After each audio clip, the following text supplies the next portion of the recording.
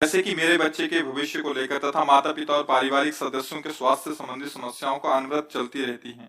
इस प्रकार की सांसारिक समस्याओं या उलझनों के बीच तथा इनसे सामंजस्य करते हुए कैसे साधना मार्ग पर आगे बढ़ें गुरुदेव, उचित मार्गदर्शन हाँ कीजिए। देखो, वास्तविक साधना का स्वरूप गोस्वामी जी कह रहे हैं, कामी ही नारी प्यारी जिमि, लोभी जिमि प्रियदाम, तिमि रघुनाथ निरंतर प्रिय लागो मोहिराम। अगर बच्चे की उन्नति चाह रहे हैं तो अपने कर्तव्य का पालन कर रहे हैं आप। परिवार को निरोग चाह रहे हैं तो अपने कर्तव्य का पालन कर रहे हैं।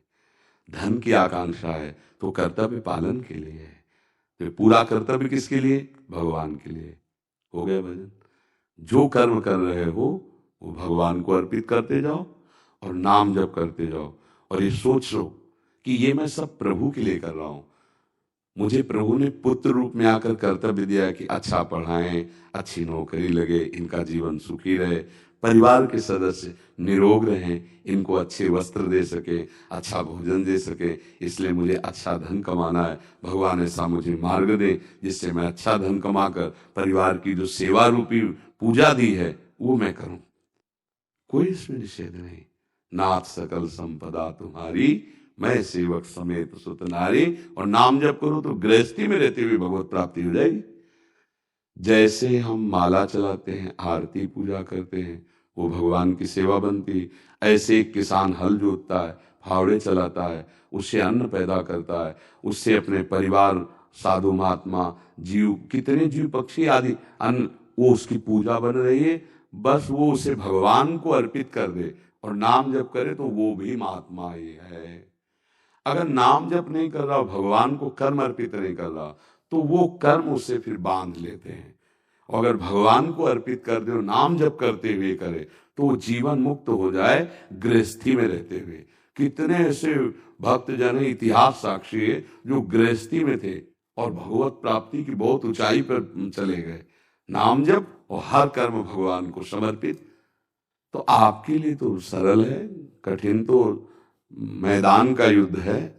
भगवत प्राप्ति कठिन है तो बाबा जियों को कठिन है, आप सच्ची मानना।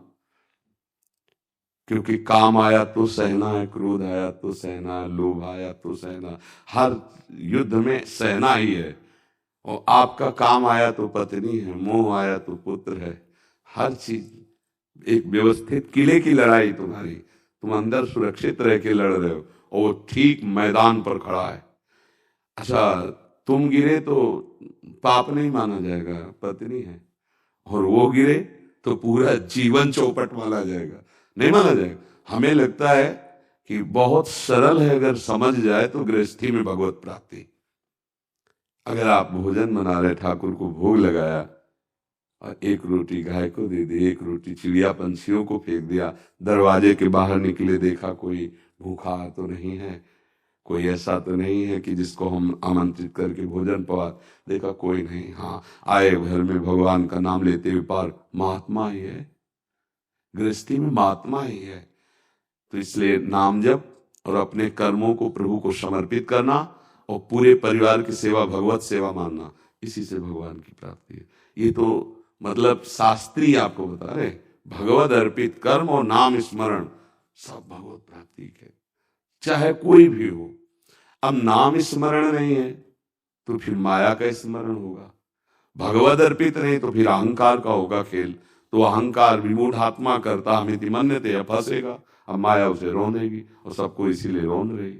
हर कर्म भगवत समर्पित हो और नाम स्मरण हो तो आप लोग गृहस्थी में रहते हुए धर्म पूर्वक विषय भोग करते हुए आप परमात्मा प्राप्ति को, क्योंकि दो मार्ग है, एक निवृत्ति मार्ग है, एक प्रवृत्ति मार्ग है। तो प्रवृत्ति मार्ग का सिद्धांत अलग है, निवृत्ति मार्ग का सिद्धांत अलग। पर आप लोग ये मान बैठते हैं कि अरे हम गृहस्थी हैं, भजन तो सिर्फ बाबा जियों के नाम, हमको क्या, हम तो कमाया खाया, लड़का बच्चा पढ़ाया, कोई पाप थोड़ी करते हैं। ऐसा नहीं, हम सबका जन्म भगवत प्राप्ति के लिए हुआ है। भगवत प्राप्ति कोई ऐसी चीज नहीं है, आप भगवान के अंश हो। आप केवल असत चिंतन के कारण दुर्गति को प्राप्त हो रहे हैं, तो सदगति के लिए सत चिंतन करना है और व्यवहार यही सब करना है। तो हमारा भी तो सूर्य ड्यूटी, ऐसे तुम्हारी ड्यूटी, फावड़ा उठाया अपने काम में लग गए, वो ऑफिस गए अपने काम में लग गए, वो दुकान खोले अपने काम में लग गए, तो सब लगे तो सृष्टि के कार्य में हैं। नाम जब पूरा भगवान के लिए कर रहे, बढ़िया भगवत प्राप्ति, उसमें कोई कठिनता